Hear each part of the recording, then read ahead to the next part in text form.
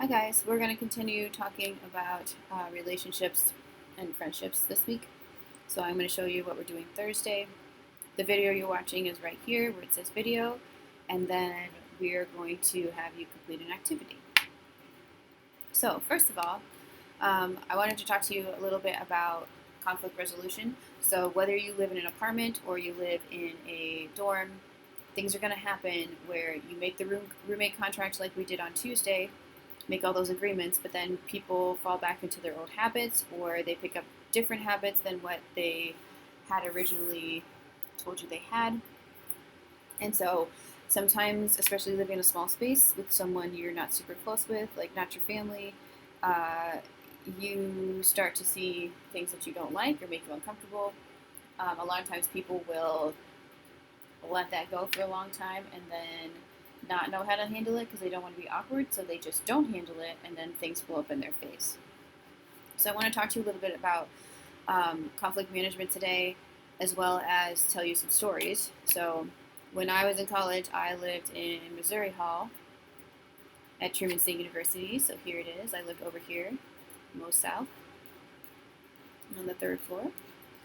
And this is actually what my room looked like. So we had desks, two wardrobes. The roommate story I'm going to tell you, this was her bed, this was my bed. We had a little mini fridge right here. Our room was set up just a little bit different, but essentially the same. So she and I were very opposite. She went to bed at 8, like would turn off the lights, no matter what I was doing. Turn off the lights and go to bed. I am a night person, so I actually would like sit under here and study by the light of my computer or have to go to the common area to study. She was very mistrustful of people, really did not like people, especially males. And so she, even if we were in the room together, would lock the door with both of us in the room. She would tell me very clearly that no males were ever allowed to be in the room. And so I was like, okay, whatever. Like I'll make it work. That's fine. I'm pretty chill. So I, she made me feel very uncomfortable in my own room, and I was paying money for that. So I just kept trying to like push it away and like not tell her how I felt. I'm like, okay, whatever, it's fine. I'll just deal with it. And then one day, my friend Gordon, who's a football player, came up to the door. Um, we were locked inside the room. Her desk was here, so right by the door. I was sitting here on my bed just studying, and Gordon knocked on the door, and he's a big dude, so he like pound, pound, pound. And she looked at me, she's sitting right here. She looks at me, and she goes, I'm not opening the door, you better get that. And so I had to get up, walk all the way over here, and she's sitting right there, and open the door. As I open the door, she can see it's a boy, so she gets up and she goes into her bed, and she looks at me, she's like, you can't come in here. And I was like, okay. So I told him, I'm like, we're going to have to go somewhere else. And he's like, all right, we're just studying. I'm like, she's not comfortable. So we left. And then another day, like, this is kind of my fault, but she was going to be gone all day. Okay, so I propped the door open so everybody could see us from the hallway. Gordon and I were sitting on this bed right here, like a couch basically. I was sitting back here, he was sitting right here, we're doing some studying. She came back early, walked past the door, saw us, freaked out, yelled at me, and ran away. So I had to tell him to leave, and then I went to the bathroom to try and talk to her. And she said, like, I don't, like, no, absolutely not, whatever. I was like, okay. So she got really mad at me for that, wouldn't talk to me, wouldn't acknowledge me when I was in the room. I was uncomfortable, so what I started doing was I would not be there if she was there, which meant that I was also sleeping in the common area. I took my pillow and my blanket, and I slept kind of like in the living room of the dorm, so in the common area on the couch, or I had a friend that was in a 3-person room, and one of the guys just basically moved out and went to live with his girlfriend. So I made myself a little bed in there, and their third bed that was not being used. And if I didn't want to sleep in the common room, then I'd sleep in that third bed in their room. And it was just really awkward because I was paying money to live in this room, this was my wardrobe, so like all my clothes are in here. So what I would do is I'd sleep in the common room until she went to class, get up, go in here to my closet, take a shower, change my clothes, get everything I needed for the day, and then stay out the entire day. Um, if I had to go back in, I would wait until she was asleep and then like sneak in and get my stuff and go back out. So this continued until about Thanksgiving. So I slept in my room like the first 5 nights and then only 4 nights between August and Thanksgiving. So at this point, 9 times. Around Thanksgiving, I got really fed up because I'm like paying money to live in this room, but I'm not living in it. So what I did is I got a whole bunch of food, like a little picnic, and I put my blanket on the floor. Just walked in one day, plopped it on the floor, put all the stuff, all the food out, all the drinks out, and I was like, "Come down here," from her bed. She's up here. "Come down here. We need to talk." And she's like, "What?" And I said, "Do you realize I've only been in here 9 times for the entire semester?"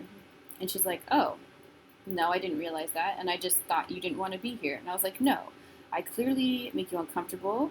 And so I'm trying to give you your space. However, like I'm paying for this and like I don't want you to hate me. Like I feel weird about that." So we ended up having this like really blunt, honest conversation. She realized that maybe like locking us in the room together was a bit extreme. Slapping off the lights at 8 o'clock, no matter what I was doing, was a little bit extreme, and she realized that like maybe she needed to be a little bit more flexible.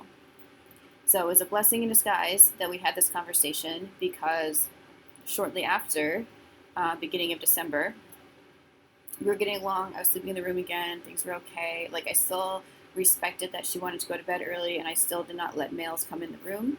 But like she understood a little better, and she would open the door if they came to the door instead of just running away from the door.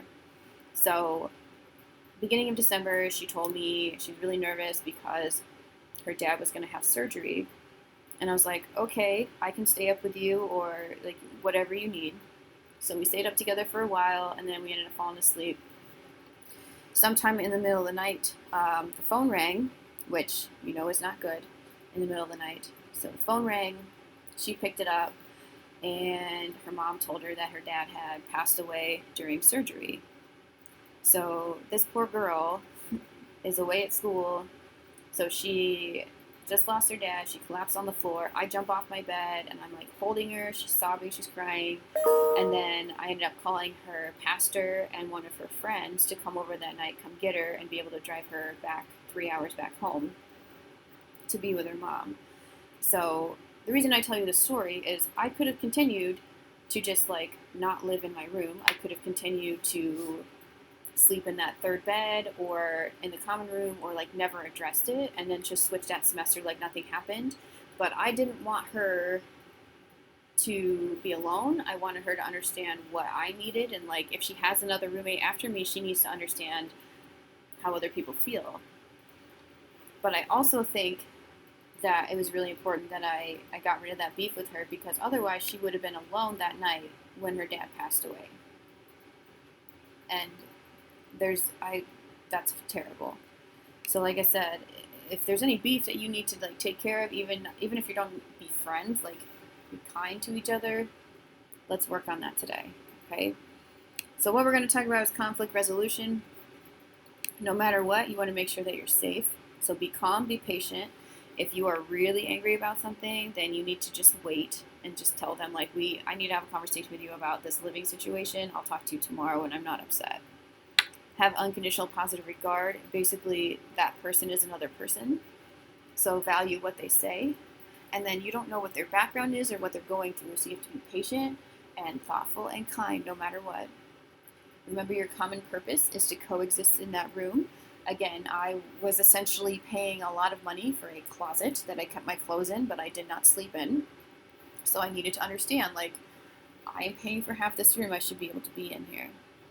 Understand we all have stuff. Everybody's got some stressor in their life, and so we need to be patient with each other. And both of us can be right. So like I said, there's 2 different points of view to every situation. We just have to value the other one and understand we can both be right in our point of view. And then always communicate. Listen to them, paraphrase what they say. Don't bring up stuff that doesn't have to be involved, but stay on topic, and that way you can make progress.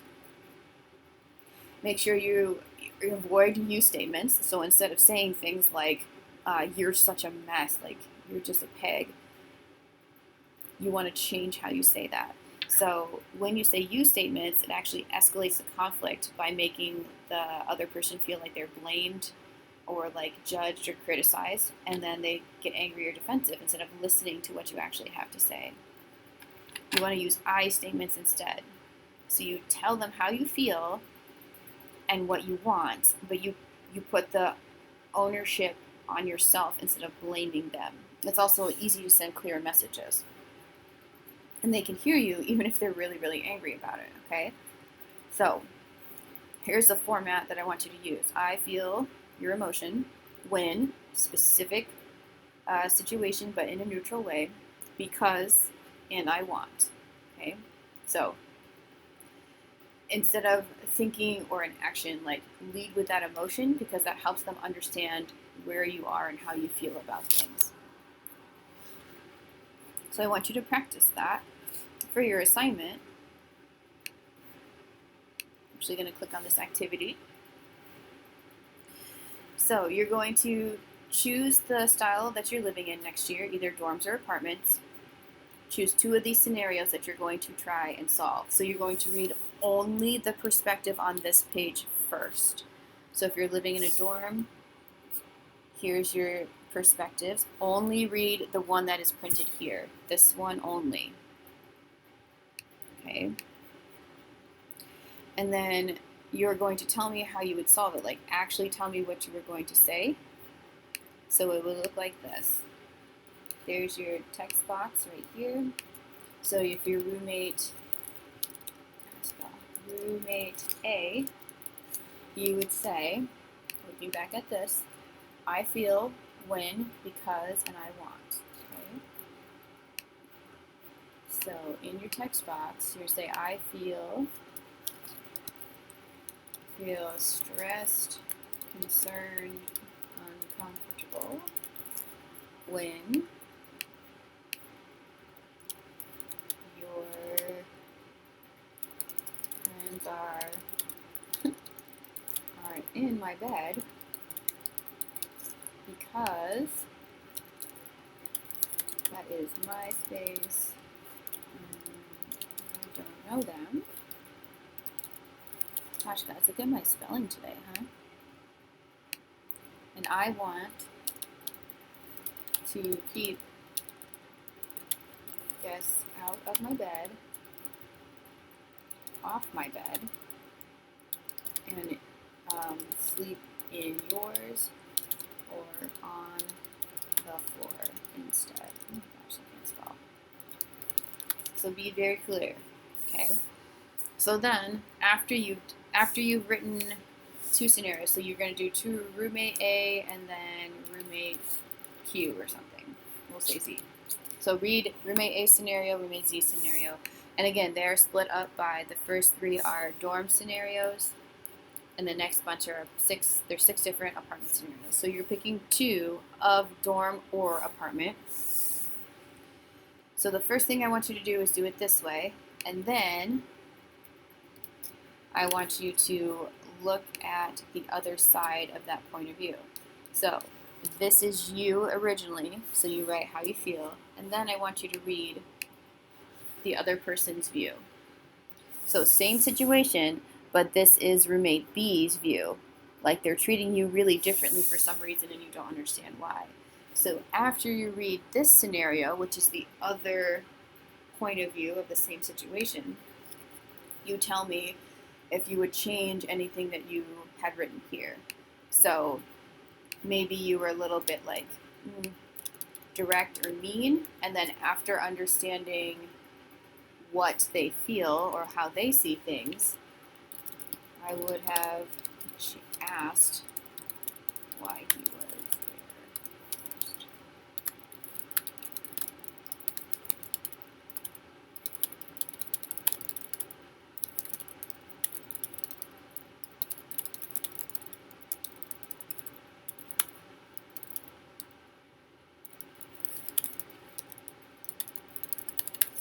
So, like, I'm just making up the situation. So,